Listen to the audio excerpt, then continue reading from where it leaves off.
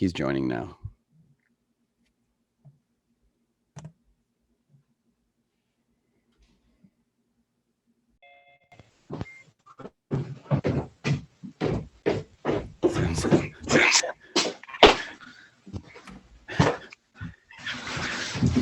Hey, yo, fellas. Down came a jumbuck to drink at the Billabong. Up jumped the swagman and grabbed him with glee. And he sang as he stowed that jumbuck in his tucker bag. You'll come a waltzing Matilda with me. Waltzing Matilda, waltzing Matilda. You'll come a waltzing Matilda with me. And he sang as he stowed that jumbuck in his tucker bag. You'll come a waltzing Matilda with me. Nick, tell people who we are. We are old-fashioned Catholics. We are Catholics who like to drink old fashions and other things as well. We meet late at night when all of our duties are done, and we just have some free time. And yeah.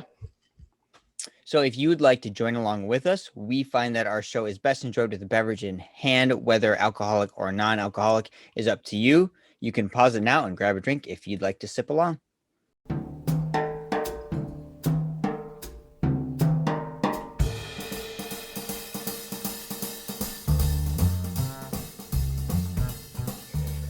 All right, Kevin, I'm who is very this? excited. I'm very Who is excited this? for tonight's guest.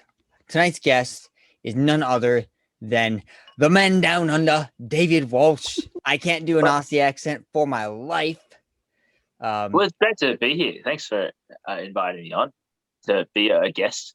Wait a minute, like not- on the screen, I think technically you're under, right?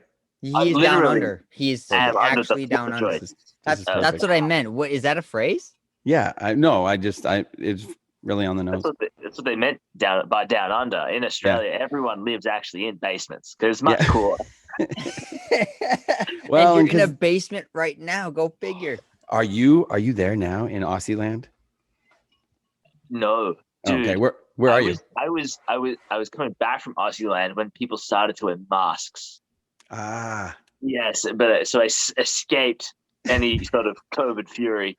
We got to get into that. We have to get Wait. into that because instead of introducing you, we're just going to start asking you questions and people can find out about you. But we do have two things that we ask all of our guests. The first is, what are you drinking, man?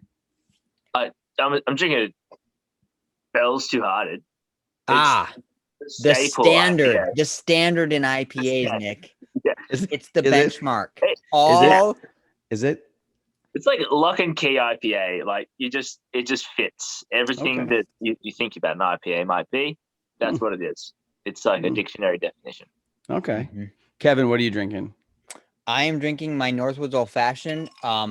The bitters is called Lee's something, and I realized the flavor in the bitters is cinnamon, Nick. It's got a cinnamon flavor. Oh, nice. It's an aromatic bitters, and then the cherries that I was telling you about last video, they're sour cherries. They're called Morello. Okay, Morello yep. cherries. Morello. And I put 4 of them in because 3 just wasn't enough. And 5's too many. What about you, Nick? Hey. So I discovered, I sent Kevin a link. I discovered this channel called Bourbon Blind, and it's just a ton of blind tests of different bourbons of all different kinds. And on one of their videos of like the 8 cheap bourbons that are actually really good, the guy mentioned, or no, maybe it was in one of the, anyway, he mentioned making a mint julep. And back in, I think it was 2004, before I moved to China. So this is so long ago. I had a mint julep in a restaurant somewhere in downtown Atlanta, and I loved it. I'd never had anything. I didn't know anything about bourbon. So tonight, I saw that video earlier today. So I looked in our book because this is where to go. And on page 129, you got yourself a mint julep. And all it is. Is that how big your drink is? Are there 2 men standing on either side of your drink holding it up? Yep, they are toasting each other. Oh, it's sort of like a worship thing. So, but all that's in here is giant mint julep. Where'd it go? Oh, I have here. Sprigs of mint, simple syrup, and bourbon. That's it, and it's so stinking good. It's amazing. So, Do you muddle the mint or crush it in the drink? Yeah. So you put, it said 2 mint sprigs, but this guy on the video said he puts about 10 or 15.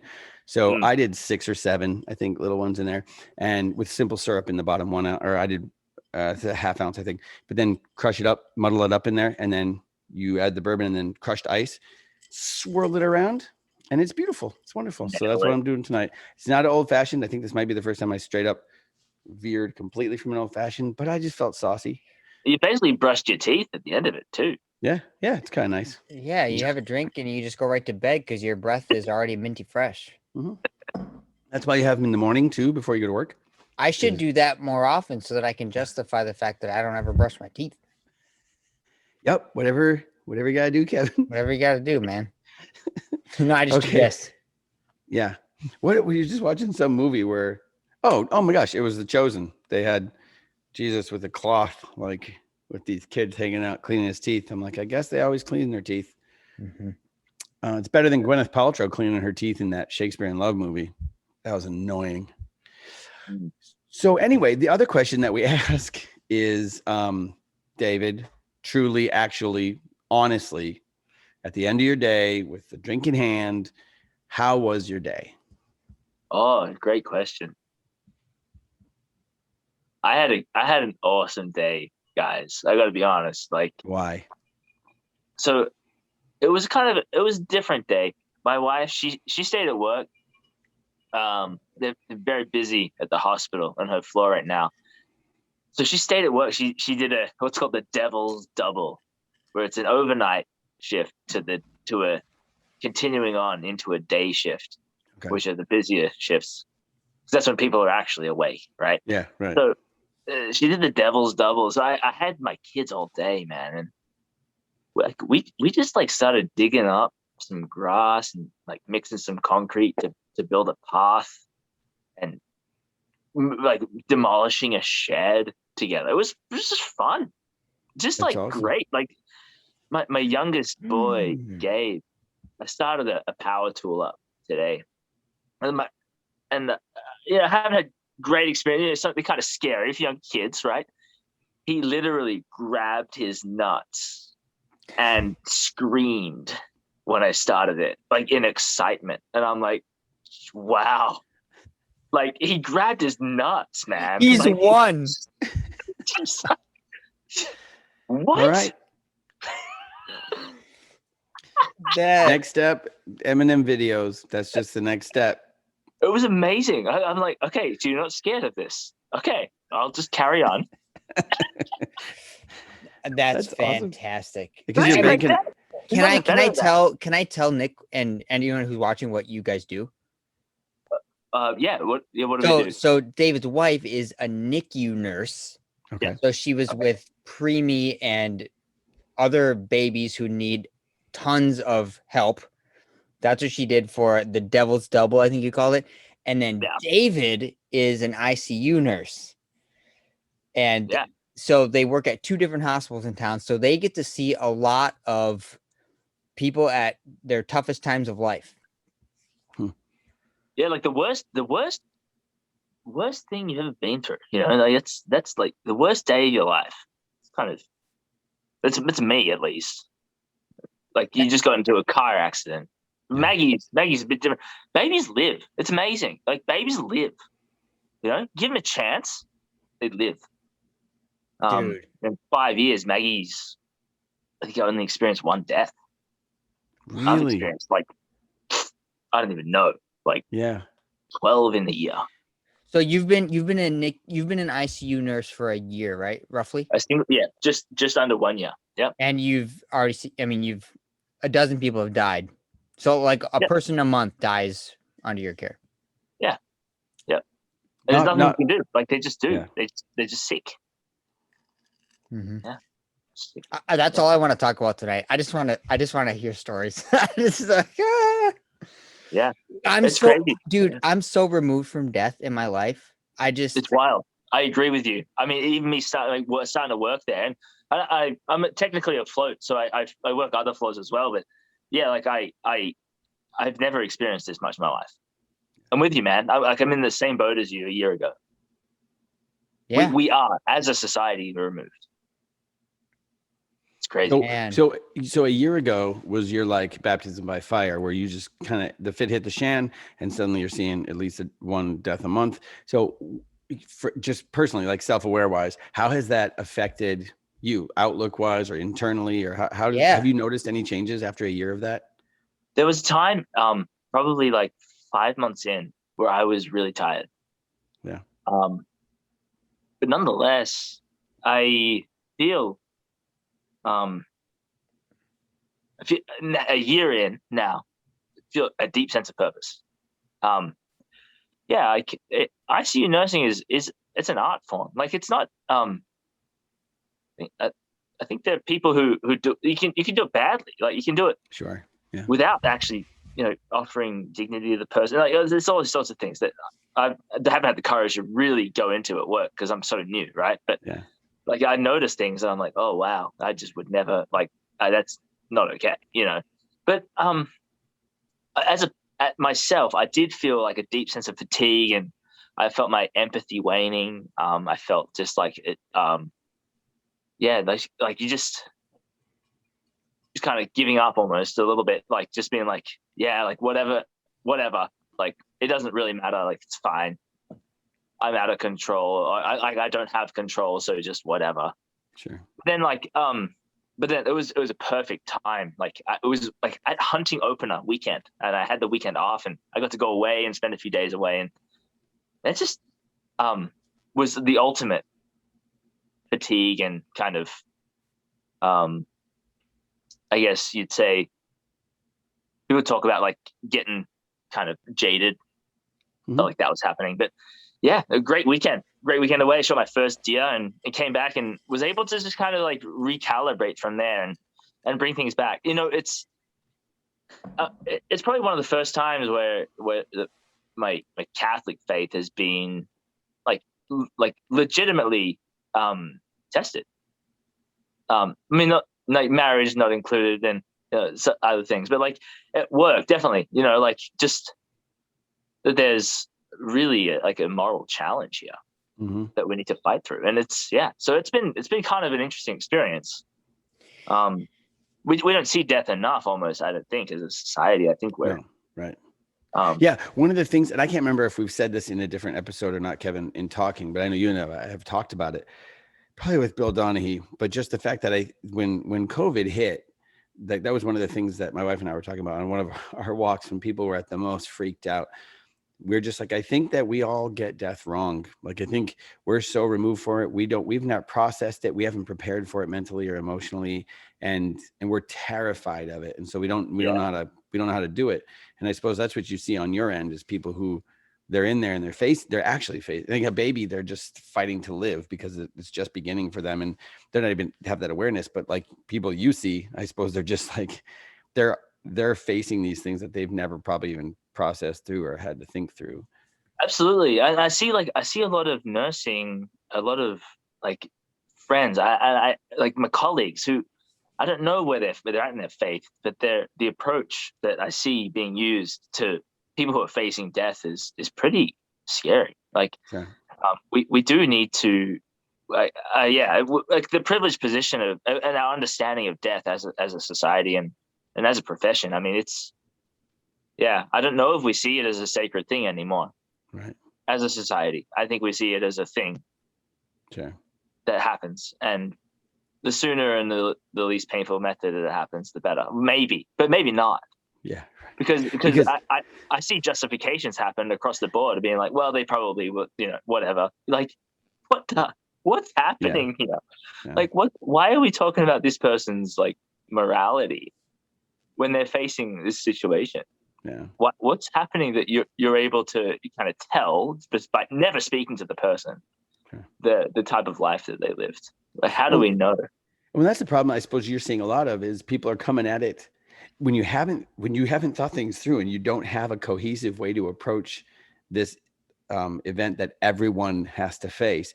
Then you probably get this weird barrage of like it not making sense, because in one sense, who cares? And in one sense, people will tank an entire world economy to stay alive longer. Like, you get both sides, and it's from the same. it's inconsistency of thought because we've not It had is. to process through it.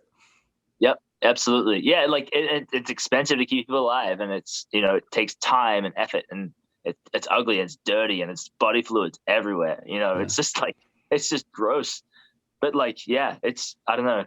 I'm not saying that I'm not perfect at it. I'm new, man. Like I'm Yeah. not like God's gift to the nursing world, ICU nursing world. Like no way.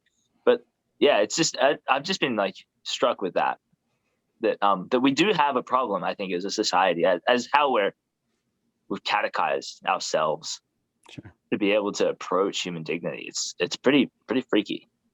Yeah. Yeah. For those of you who don't know, in Minnesota, opener refers to the deer hunting opening weekend. And David described opener. It is the stuff that family legends are built around, and families are brought closer together and ripped apart on deer hunting opener weekends. It is a very real rite of passage for a Minnesotan. Can And anyone explain why fishing opener is on Mother's Day? yeah, that was intentional by someone. That was somebody was like, I'm mad at my mom. I'm mad at her, and here's what I'm gonna do. I'm in charge. Yeah, Well, it's it's funny. Mother's Day. I'm gonna leave my wife with the kids, they're gonna take care of their mother. Some of the worst looks I've ever gotten from men when I've spoken in Minnesota, when I give men's talks, I purposely will put in there. I've always said, when it comes to a man like trying to sacrifice for his wife, I always say, like, so for instance, how important deer hunting season is. Why not tally up the hours and the money you're going to spend on deer hunting season, and then give those to your wife? Like, give her all the money you would have spent in hunting, and just give it to her and send her to a spa or something. And like, the women really like me for saying that, and then the men, they just like, there's never much of a good response from men ever on that one. Like, they just, because it's a big thing in Minnesota. It's a huge thing. Did you get a deer? He got his first deer. He said he got his first deer last fall. I thought he said he saw his first deer. Okay, you got one then. That's almost true as well.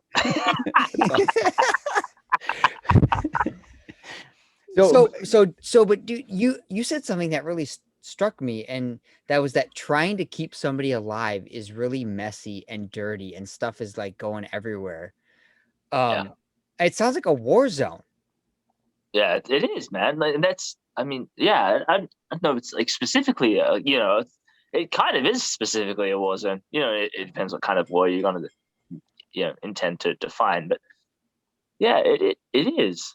Yeah, war zones are very messy. Yeah, like you have a plan of how things are gonna. You have like an image of how things are gonna work out, and I would guess. I've never been in a war zone before, but I know people who have been, and it.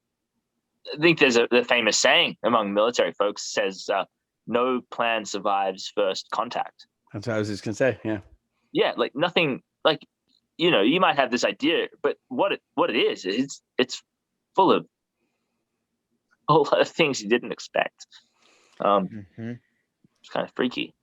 Yeah, it's so weird because, like, mentioning the physical side of things, if you go back to like the narrative in Genesis and stuff, like the idea that the wages of sin is death. So death results because of that separation of like that brokenness. So like when you're there, like you're in a place I'll never be, when you're in there. And I know Jacelyn has come into, when we were in Kenya, she walked into an ER and a girl was like dying right there. She was able to save this 16-year-old girl's life. And when you're doing that, like you're like in a certain sense, like fighting that initial, like it's that war against that initial fall of like not surrendering the spirit body composite to like this act, which is just a result of brokenness, not necessarily a personal brokenness, like they're going to die because of something they did, but the human state. So it's weird. Like you're in a real fight. That's crazy. Yeah. I've noticed it. I've noticed as people die, they get cold, which is interesting to me. Yeah. Physically? Physically, like the temperature drops. Even before they are officially, heart, like cardiac death, or brain death, they start to lose temperature.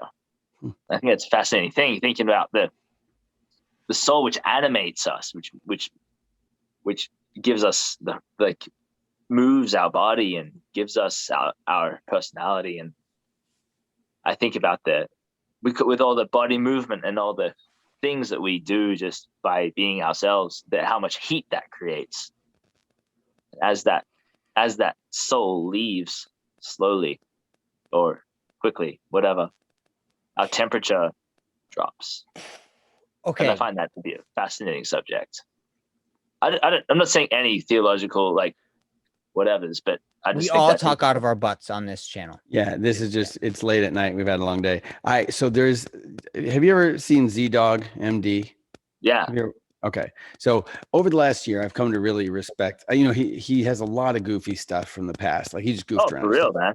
But in this last year with COVID, like he hit a real like respectable level and sort of even keeled or whatever. And he had a guy on just it was last week, Federico Fagin.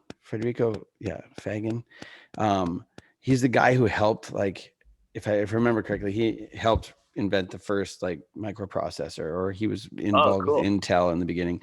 But the title of the video is "Why Machines Will Never Be Conscious," and then neither of these guys are Christians. Z-Dog is a Zoroastrian, and this guy, I'm not sure what he would even call himself, but it was just the most fascinating conversation, because here's two very scientific, analytical men, and this is the guy who invented Silicon Valley, kind of in a sense. Like he was one of the forerunners of it.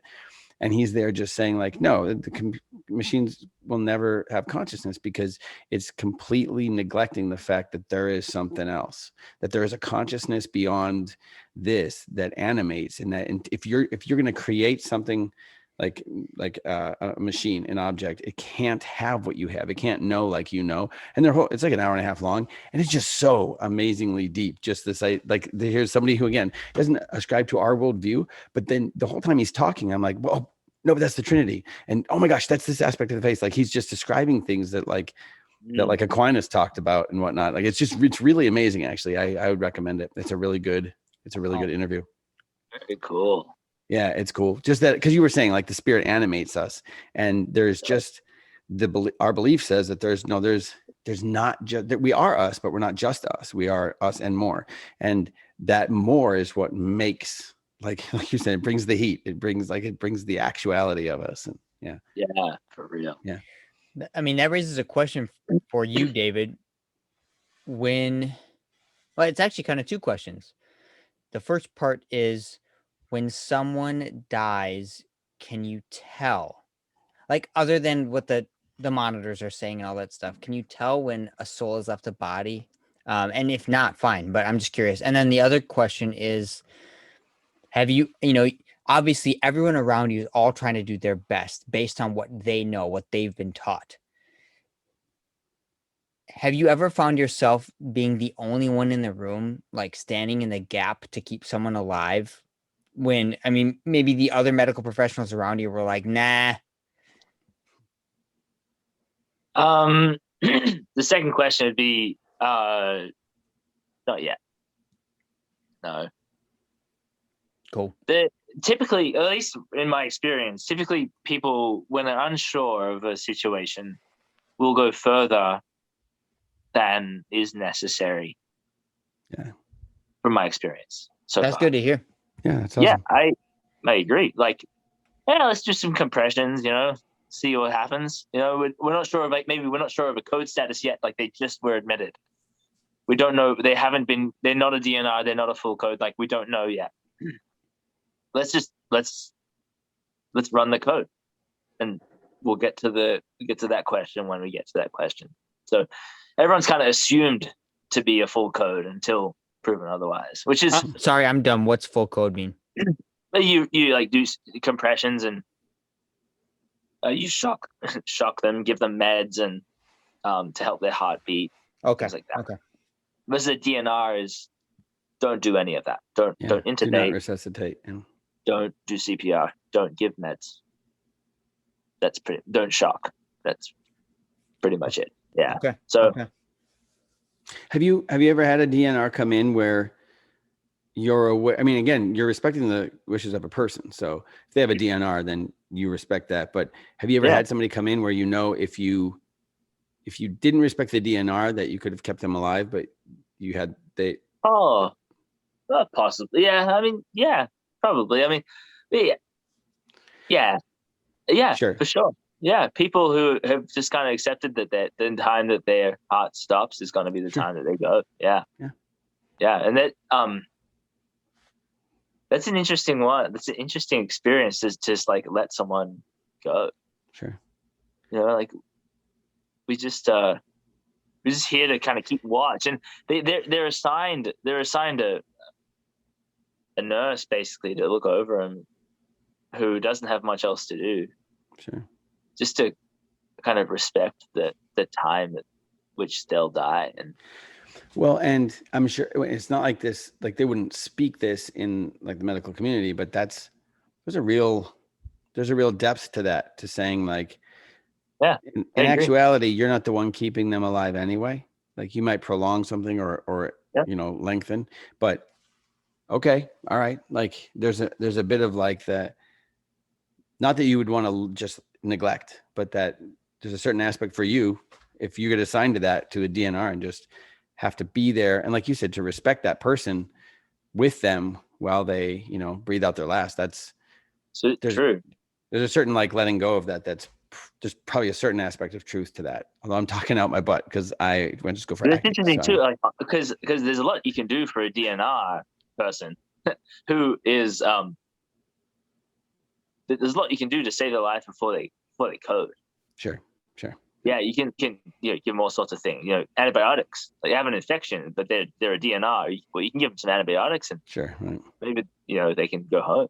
Like that sort of thing. There's a lot you can do. It doesn't mean you withhold everything. You just we just kind of don't. We withhold advanced life-saving measures, and it's it's interesting experience. I think we do need to kind of solve the sanctity of life problem. Like as a world, like I really think that we're struggling in that aspect. As a world, we're struggling, man. Like it's crazy. Yeah, like when people can just be like, this person's, it's just fascinating that people can experience that, the kind of decision-making capacity that someone's life's not worth living. Theirs is. Like, well, who says, man? Yeah. That's crazy. Well, it's a problem. I mean, go ahead, Kevin. No, go ahead. Oh, I thought you were going to say something. No, that's the problem. I mean, who does say? I mean, right now, right now, there's no one thing. It's whatever I say, whatever you say. So like, if I happen to believe that my life is worthless, then okay, well, then it is. If I happen to believe my life is worth more than anyone else's, then it is. And like, those are incongruous. Like that's not a standard. That's not a, so, and again, people are all over the board on that, and you're dealing with all of it right at the end. That's crazy. It's amazing. Yeah, no, it's amazing. No, but I really enjoy it. I mean, I'm only young. Like I've been in it for a year, so I'm still here. There's a weird noise upstairs. Oh, it's your kids. They're probably yelling your name. Yeah. Asking you to give them a glass of water. Water. Yeah, no, it's wild, man. It's wild. It's good. No, it's a great time, and it's a privilege to be able to do the work that involves people's lives and death, and give them the best one possible. So I know that when you came to the States, because I met you way back when you first came, and you were doing youth ministry and stuff. Was nursing ever from the get-go? Was that always in the plan, or was that something that God brought into your life after? Yeah, man, it wasn't, man. I don't know. Like I think that I had an interest in like the medical field, starting with my wife studying the Nat Phys. I was like, this is pretty cool, and I started taking a class, and like, wow, this is really cool. Did you take a Nat Phys with her at the same time? I took it like the semester I went, a semester after. Okay. I don't know how this happened, but I had like a year left on my scholarship at St. Scholastica, and I spent like 36 credits in a single year, 2 semesters taking biology. I almost got a major in it, man. Did you have Doc C, or was he there? Yeah, I took 36 credits of Doc C. That guy, Jason, so that's where Jason did her pre-med, was at Scholastica. That man is I mean, beyond a legend. I listened to all of his lectures just because anyone can listen to Doc C's lectures and just glean so much. He's amazing. I don't know if he's still alive. Is he alive? I think he is. Okay. That guy's crazy. He is, man. I legitimately, I've remembered so much from his stuff. Yeah. And like 5 years later, so I was actually, I was toying with medicine. I was toying with being a PA. I was like, I'm not gonna be a nurse. No way, man. And then I started working in youth ministry, and I want to be a nurse. Screw this. I want to be a nurse. Yeah. And then, like, I don't know, dude. It was just the craziest series of events. Like, I rolled up to the LSC, and they're like, "Oh yeah, the time to apply for the program, the end date to apply is tomorrow." And I'm like, "No!" And then they're like, "By the way, you need these prerequisite classes to get in," and they're all done because of Doc C. Like, I'm like, what? What's happening here, man? And you roll in, and it's just like, all right, screw it, God. This is all on you, bro. Like, if you want me to pass this, then make it happen. On your tombstone, that'll be your saint quote. It'll be like, all right, screw it, God, this is on you, bro. Yeah, bro. Bro. It's like, for real. Yeah, dude. Yeah, man, it just worked out. Like, and then I honestly, I could not have chosen something better for myself. That's awesome. It's wild. It's wild when, like, I just like, I'm so thankful. I get to spend so much time with my kids, man. Mm-hmm. Get to spend like so much time with them and just do work that's beautiful. Well, dude, so many wild things have happened to you in your life. I mean, how did you end up here in the United States? I mean, I know it was from basketball, but how did the love of the sport of basketball bring you from being a punk kid in Queensland, Australia? No, my mom is in Queensland now. Victoria, Melbourne. State of Victoria. Melbourne. Yes. How did you venture way over into the northern frigid temps of Minnesota? Dude, like, literally, I had 3 community colleges that were interested in me coming, and one of them was affordable, and it was Vermilion Community College. I like your sweatshirt. Like, literally. So you wanted to play basketball. You're like, I'm coming. Yeah, like, well, in reality, I just wanted to get away from home, I think, which will break my mom's heart if she sees this. But, like, for real, like, she knows that. She knows that. Yeah, she knows you love home now. 100% knows that. Like, I needed some space. At that time in my life, I was 18 when I came. Like, just needed some space. There was a lot going on. It was good for me. I mean, personally, so you take someone, they're living in like a city like LA, right? You plant them, you give them no computer, no bed sheets, no pillow. I brought a sleeping bag. I brought a freaking sleeping bag, thinking that I'm going to be freaking camping. Like, what was I thinking? I don't know. I didn't have any bedding, man. Like, I rolled up. I was like, I want to be camping. I brought a freaking. It's crazy. So you take a kid from LA. You take away their laptop, their phone. You take away like all creature comforts that we have. The only way to access their family is by email on a computer that's not theirs.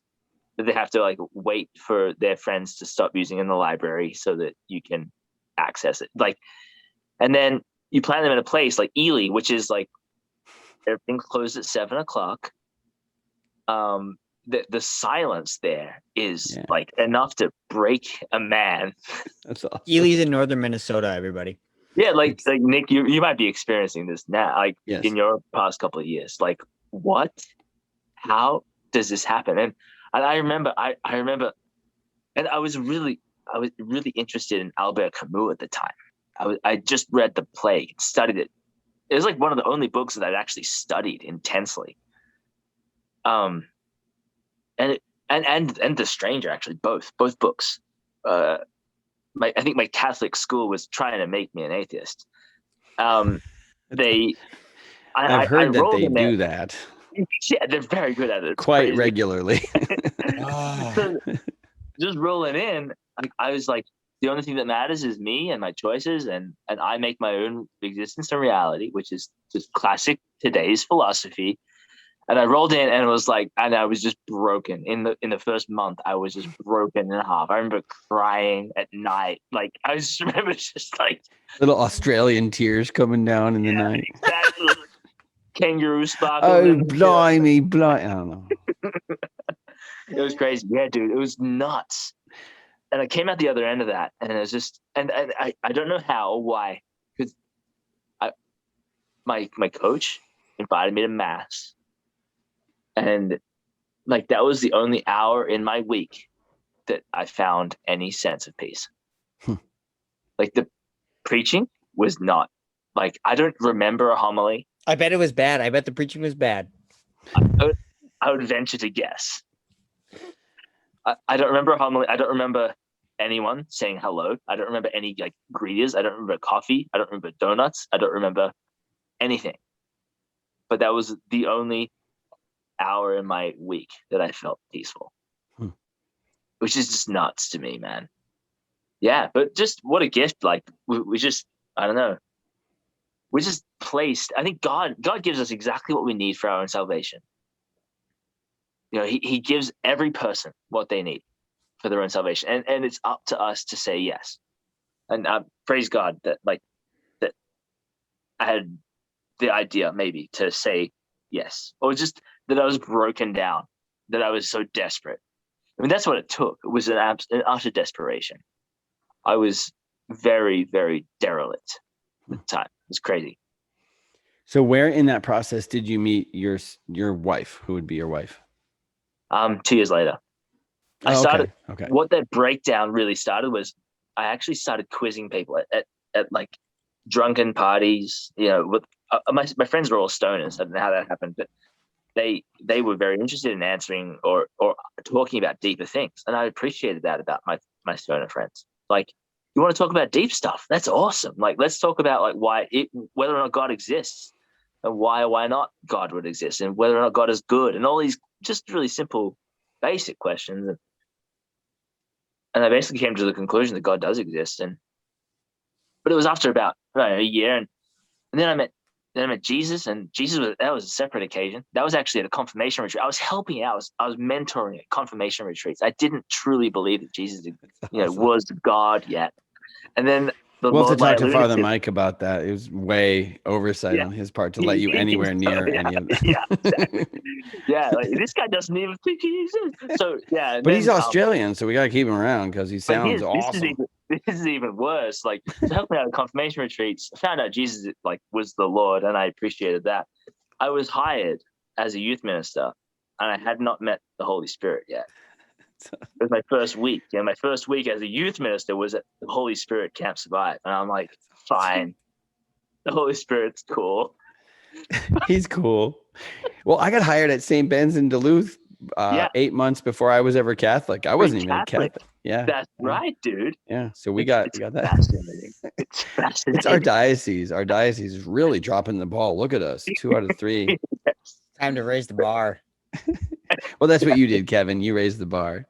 Yeah. No, definitely did not. No. I've been trying to catch up to you since I began, Kev. Oh my gosh, David, it's so wild. It's just so wild. Hey, so when did basketball stop mattering to you as the most important thing in your life? My goal was to play 4 years of college basketball. And I was in my 4th year at St. Scholastic. I was playing my 4th year. That's actually when I started to become actually moderately good, which is crazy. I tried. Well, granted, Ed Vermillion. I was 18 years old, white kid out of Australia, homesick, going through an emotional, spiritual crisis, and I was playing against 28-year-old dudes from Detroit, Florida, Texas. They had multiple children. They just the kids are cheering them on the side. The kids are my age. There's David being like, no one calls me dad. Yeah, and I'm like, wow, what a freaking life change, man. Okay, yeah. That's what people. Like, dude, I could no, like jokes aside, like I had a teammate express to me a time where he saw a loved one get murdered in front of him. And I'm like, what? Like you like the things I mean, basketball aside, the things that people experience is so just like there's no good like we can't it's not as simple as we might think. Nothing's as simple as we might think. Sure. We can sit here and we can talk about morality and why can't people just choose the right thing, but it's really freaking deep. Like all of this is really it hits home and it hits differently for a lot of people. And yeah, I don't necessarily enjoy the whole diversity movement, but taking a little bit of empathy and listening to each other can never be bad. Well, no, because I think we want God and everyone around us to accept all of our complexities and our background and our mistakes. We don't often want to offer that to others. Right. And it's weird because regardless of which side of the fence you're on of any issue, that is just as hard for everyone on every side of every issue. So if you're left leaning, it is that is that difficult for you to look at somebody who's right leaning and just grant them the complexity that they are, like the infinite complexity and the image and likeness of God that they are, that are I don't know what you call it, like a right leaning or a conservative, and vice versa. It's just too easy to be like, well, I want to be seen that way, but I don't want to extend that to somebody else. So it's cool that you being on a team, like just being surrounded by just because you came from a completely different culture, and then to be surrounded by just diversity of culture, that you were able to at least learn from that and to see people. Yeah, that's awesome. Yeah, I think we have like a lot to gain. I think we have the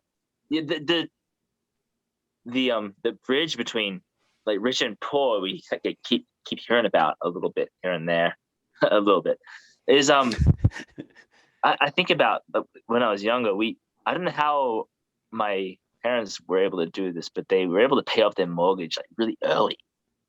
And maybe they took out like a family loan or someone left them a will or whatever. But what it allowed us to do. So my dad left the house when I was really young, but we were able to live in this neighborhood that we basically were not welcome. Like we didn't earn enough money to live there. But because the mortgage was paid off, it was okay. Like we stayed, and so our neighbors were like doctors and lawyers and like that typical kind of neighborhood. But we were like, my mom's a secretary at a Catholic school. It's like, yeah, she answers phones for the principal. Like that's what she does. And so growing up and like having to like pitch in your pocket money from refereeing basketball games to pay the phone bill and stuff. But like all the people around us have like really nicely mown lawns, and they have people come in and clean the house for them. It's fascinating to be able to experience that. Like and so in myself, I feel like a kind of like a division. Like I feel very, very, very wealthy, and I feel very, very, very poor. It's a strange reality. And so I actually found it very easy to listen to these people's experiences and like relate to them because I'd seen not exactly what they'd gone through, but I'd seen like just an element of it, despite what might look like a typical white person in private school society. Well, it's so funny because if you were to pause just right there, the last few minutes of you talking, like we just got like just the biggest glimpse into your complexity, your background, like the intricacies that make you, because you said your dad's wasn't present. Your dad was gone in whatever way, he wasn't around. So you had, we've already talked, our first episode actually was all about who are your dads, and just that idea that like how pivotally important a father is when you, for your upbringing, and then when you decide to become a dad like you are. But then you saw that, and you saw like economic disparity, and you saw like, I can't, like, again, we scrape by, but at the same time, like the thought of like my kid, my 15-year-old has a job, he gets like maybe $80 a month. He works twice a month or whatever. And the thought of him having to pitch in to like pay, like that's foreign to us. And that would be like utterly foreign to him. And then you had to go through that. That was your childhood. So it's funny, like so many things make up who you are to bring you to like tonight. It's just crazy. It is. Because now, like now you're more like the people you grew up around, in the sense of like, you know, you're in the medical community and you're doing well for yourself. And so is your wife. And like, you kind of come from all those sides. That's kind of amazing. That's cool. It is. Yeah.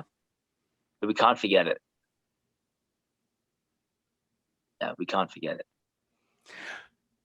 Total side note. I remember Kevin mentioned something about, because I remember when COVID hit, everybody joked about, remember those wildfires in Australia? They don't matter anymore because COVID. So word on the street is that you were there for those wildfires. Is that true?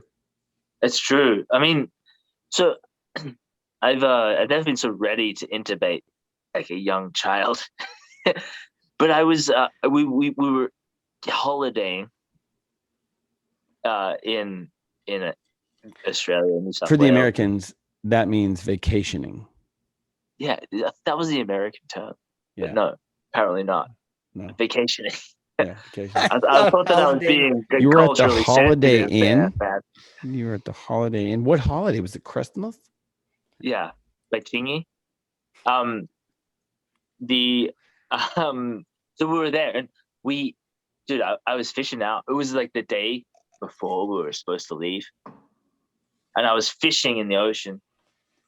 Don't tell the Australian government I was doing that. You just and did. The DNR of Australia, they're very strict.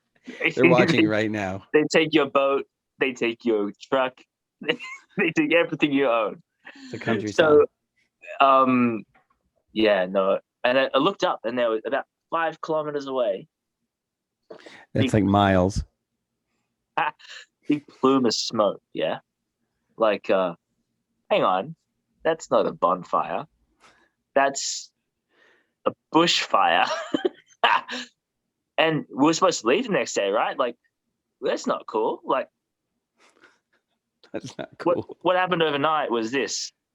It was crazy, man. So the power went out, and we had to stand in line to the supermarket for 3 hours for dinner, just to buy like, you know, 6 boxes of pasta and some this and that, you know, for dinner. And like, I was like, my wife, an American woman, daughter of an army veteran, she's like, I think that people would be killing each other in America right now.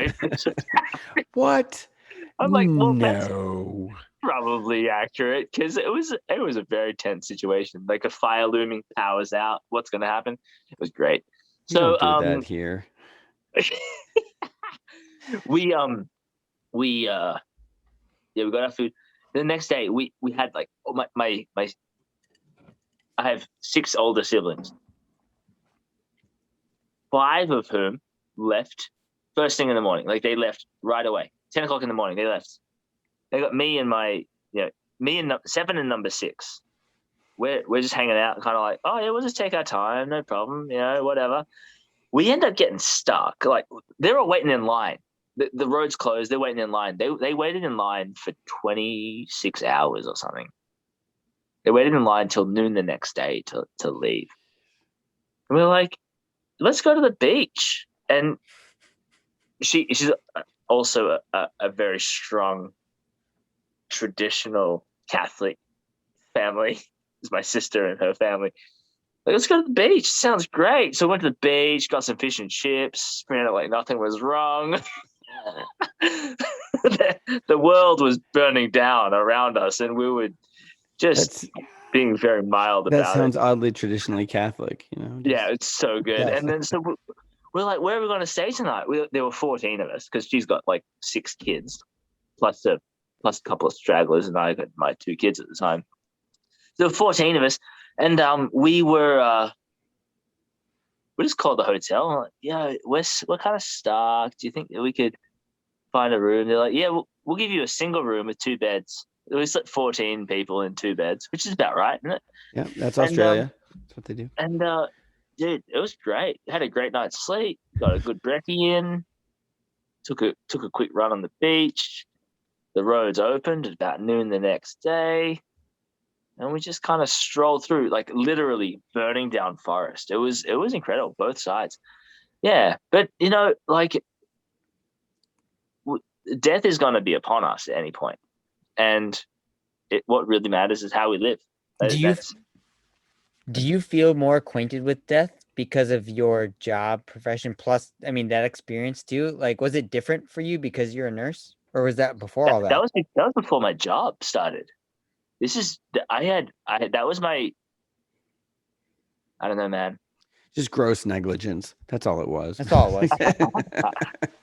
Like I had being married, I had meditated very, very strongly on the cross, not just like the bloody, the anoxic brain injury, the bleeding out, the loss of consciousness that Jesus would have experienced in waking up and like saying something, like he said like these last words, like he's like kind of like half mentating, and he's like, "Ugh, woman, behold your son." It's like, I've just I've thought about that a lot, because marriage, that's what happens in marriage. That's what marriage is about. I think it's about like teaching us that we're not here for ourselves. We're here to freaking suffer at God willing, at like a 60-year death, and I just pray that it's fruitful. That's all. Yeah, I've joked about that before with Jason, because go ahead. Yeah, because Jesus, he had like 3 years of public ministry and died and resurrected, and you get married and you have quite a lot longer than that of your public. Exactly. It's different. It is. It's very different. But yeah, is dude, it for real? Like my Maggie was like earlier, before Lent, she was like, "Dude, David, you really need to kind of start watching what you're eating. You're eating a lot of meat, and you're eating a lot of fried foods." I'm like, "You're acting like you want me to live a long, happy life." That's awesome. She's watching out for you, man. She wants you around. That's a good sign. Oh my gosh, that's great. That's great. That's like, awesome. I don't know if this is this a trick? Mr. Walsh, do you have a toast for us this evening?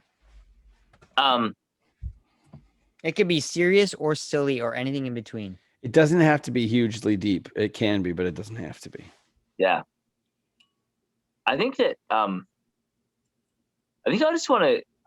gonna toast to people who go to work every single day doing the same thing, more or less the same thing every day, because they love their families. This is for all those people who just love their families. Here you go. That's why they do what they do. Cheers to you God all. God bless you all. Cheers, mate.